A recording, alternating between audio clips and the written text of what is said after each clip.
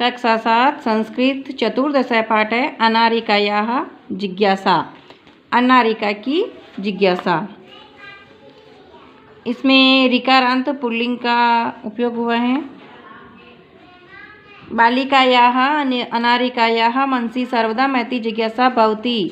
अतः सा बहून् प्रश्नान् पृच्छति। तस्याः प्रश्ने सर्वेषां बुद्धि चक्रवत् भ्रमति।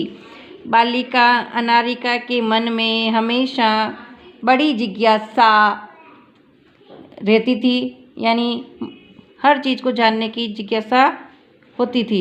वह बहुत से प्रश्न पूछती थी। उसके प्रश्नों से सभी की बुद्धि पहिए की तरह घूम जाती थी, अर्थात चकरा जाती थी।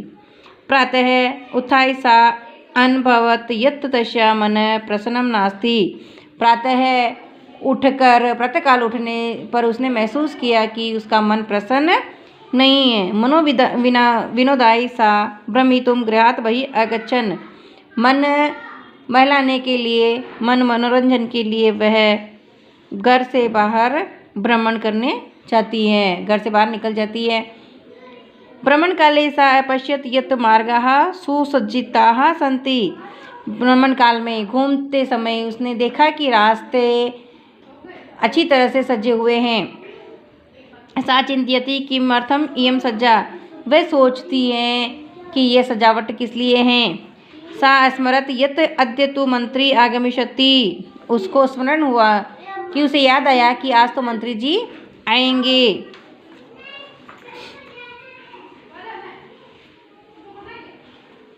स अत्र किमर्थम आगमिष्यति इति विषये तस्या जिज्ञासा प्रारब्धा। वह यहाँ किस लिए आएंगे, इस विषय में उसकी जानने की इच्छा आरंभ हुई। गृहम् आगत्य सा पितरम् अपृच्छत्। पितः मंत्री किमर्थम आगच्छति। घर आकर के उसने पिता से पूछा, पिताजी मंत्री किस लिए आ रहे हैं, क्यों आ रहे हैं। पिता अवदत्। पिता बोले, पुत्री नद्या उपरि नवीनः सेतुः निर्मितः। पिताजी बोले, बेटी नदी के ऊपर नया पुल बना है। तस्य उद्घाटनार्थम मंत्री आगच्छति। उसके उद्घाटन के लिए मंत्री जी आ रहे हैं। अनारिका पुनः अपृच्छत पितः किं मंत्री सेतु निर्माणम् अकरोत्। अनारिका ने पुनः पूछा कि पिताजी क्या मंत्री ने पुल का निर्माण किया था, पुल बनाया था। पिता कथयत नहीं पुत्री सेतु निर्माणम कर्म कराया करवन। पिताजी ने कहा, नहीं बेटी, पुल का निर्माण तो मजदूरों ने किया है।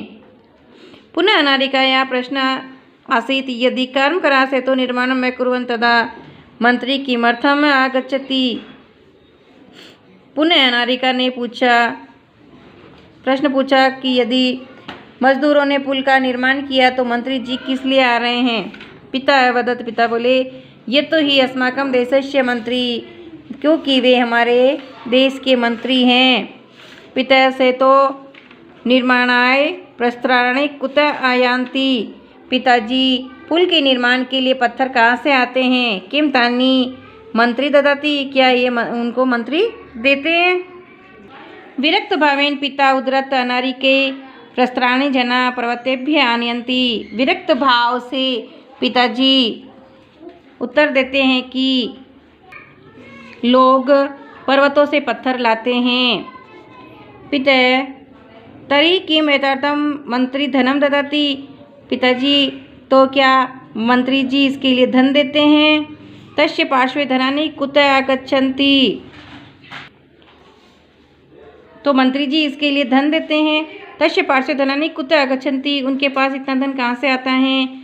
एतान् प्रश्नान् श्रुत्वा पिता अवदत्, अरे प्रजा धनम प्रयच्छति। इन प्रश्नों को सुनकर के पिताजी बोले, अरे प्रजा ये धन प्रदान करती है। प्रजा सरकार के लिए धन देती हैं। विस्मिता अनारिका पुनः अपृच्छत् पिता कर्म कराः पर्वतेभ्यः प्रस्तराणि आनयन्ति ते एव सेतु निर्मान्ति प्रजा धनं ददति तथापि सेतु उद्घाटनार्थं मंत्री किमर्थम आगच्छन्ति। विस्मित अनारिका, जो आश्चर्यचकित अनारिका है, वह उन्होंने इसने आश्चर्यचकित होकर के फिर से पूछा कि पिताजी, मजदूर पहाड़ों से पत्थर लाते हैं और वे ही सेतु का निर्माण करते हैं और प्रजा धन देती हैं, तो फिर सेतु के उद्घाटन के लिए जनप्रतिनिधियों को क्यों बुलाया जाता है? मंत्री जी क्यों आ रहे हैं? पिता अवदत् प्रथममेव अहम अकथम यत् स देशस्य मंत्री अस्ति। पिता ने कहा कि मैंने पहले से ही तुम्हें कहा था कि वे हमारे देश के मंत्री हैं। स जनप्रतिनिधि ही अपि अस्ति, वह जनप्रतिनिधि हैं, वह जनता के प्रतिनिधि हैं। जनताया धनेन निर्मितस्य सेतु उद्घाटनाय जनप्रतिनिधि ही आमंत्रित भवति। जनता के धन से निर्मित पुल के उद्घाटन के लिए जनप्रतिनिधि को बुलाया जाता है, आमंत्रित किया जाता है। चल सुसज्जिता भूत्वा विद्यालयम चलो तैयार होकर विद्यालय को चलो। अनारिकाया मनसि इतोपि बहवः प्रश्ना सन्ति। इस समय भी अनारिका के मन में बहुत सारे प्रश्न हैं। ये इसके शब्दार्थ हैं।